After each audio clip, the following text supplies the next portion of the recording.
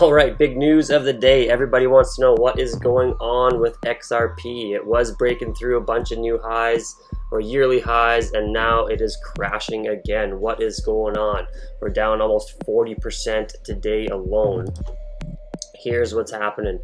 So we've got Bitwise and other asset management companies dumping XRP because there is an SEC lawsuit against Ripple, the father company of XRP. So it says here, in an official press release, Bitwise announced Wednesday that its position in XRP has been liquidated because its fund does not invest in assets that are reasonably likely to be deemed securities under federal or state securities laws. Bitwise's crypto index fund was launched in 2017 to provide institutional investors with digital asset exposure. Assets under management surpassed 100 million in October, yada yada yada. XRP's price has been in free fall the past few days, as we all know, amid revelations that the United States Securities and Exchange Commission was suing the parent company Ripple for issuing a $1.3 billion unregistered securities offering. The lawsuit, which was outlined and detailed in a 71-page complaint, is the culmination of a multi-year investigation by securities regulator. So, Ripple, the father company of XRP, is getting sued. Therefore, a bunch of asset management companies that are currently holding XRP, they are either liquidating, so meaning they're getting rid of all of their XRP, which is meaning that the demand for XRP is going down and the supply is going up. So when the supply goes up, the demand comes down, therefore the price is dropping by quite a bit in the last couple of days. CEO of Ripple, Brad Garlinghouse, is urging investors and employees not to worry about the lawsuit, but stressed that the legal battle could take quite a while.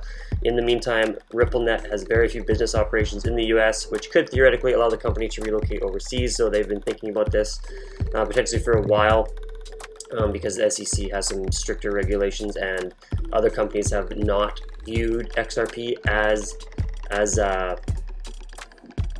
other companies haven't viewed XRP as a security. They view it more as a currency, and like Bitcoin and Ethereum went through this as well. So I guess Garlinghouse is kind of upset. He feels like, I think this other article explains it here, but he feels like they're kind of attacking crypto, and they aren't they're not fostering innovation here. As he says, the SEC is doing the opposite of fostering innovation.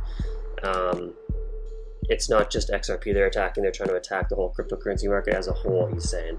So if we read through the second article here, Turner Wright, it's saying that the SEC is unveiling that suit, as we learned about before, calling Ripple unregistered security offering. So that, in the eyes of the SEC, is a no-no. So then you can take a read through this article as well. But getting into it, under SEC regulations, individuals and crypto firms must register their offerings with the commission or under an exemption if they qualify as securities. Which tokens qualify as securities, however, remains an extremely contentious subject. The crypto industry has been waiting for clarity from the SEC or new legislation on the subject for a long time. Meanwhile, the SEC said Garlinghouse and Larson failed to register XRP when it was served as an investment in Ripple and to enrich the pair personally. The firm, its two leaders, could face disgorgement for their gains as well as civil penalties. So this news kind of broke yesterday, and then the price kind of went plummeting, as you all know. And then here's what I talked about before. He's kind of a little ticked off, thinks that they're kind of not fostering innovation and coming after the crypto market as a whole. But he's not too worried about it. It seems like Garlinghouse isn't too worried about it. He says, like, Bitcoin, Ethereum went through this before. We will do the same thing. Or there's possibility that they just get up and leave the United States and go to a different country, because those countries have seemed to, none of them have labeled them as a security, and so they maybe have less restrictions outside of the US, so they might move. People were asking me what I think they should do, and it's not financial advice, but what I personally am doing, I don't ever put too much money into too many of these projects. So if I lose it, it's not a big hit to me, but if they blow up and I gain a lot of money from them, then I'll cash out. So I don't have that. I have some Ripple, or sorry, some XRP, but not a ton. And so personally for me, I kind of ended up buying in at around, actually a little less than this mark. So I bought in at around the 28 cent Canadian dollar mark. So I'm still technically up on XRP right now. But if they do end up, you know, going under, then I only lost a couple $100. And if they get through this lawsuit and everything's fine, a lot of people are still really bullish on XRP for the long run. And if it jumps up, then I'm in the green as well. So that's good. So personally, I'm holding on. And I'm holding on to it and seeing what goes on. But if you're kind of really bullish on it and you want to, a lot of people are saying they're backing up the truck on XRP.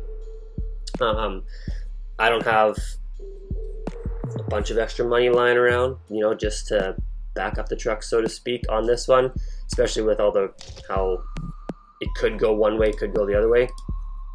But I feel like they'll still pull through, and they won't, you know, it won't go to zero or anything like that. But that's just my personal opinion, and we'll have to see what happens in the next few days, few weeks. As it said in this first article, it might take a little while to finalize everything going on here. So for me, I'm holding tight, sitting tight, and we'll see what happens.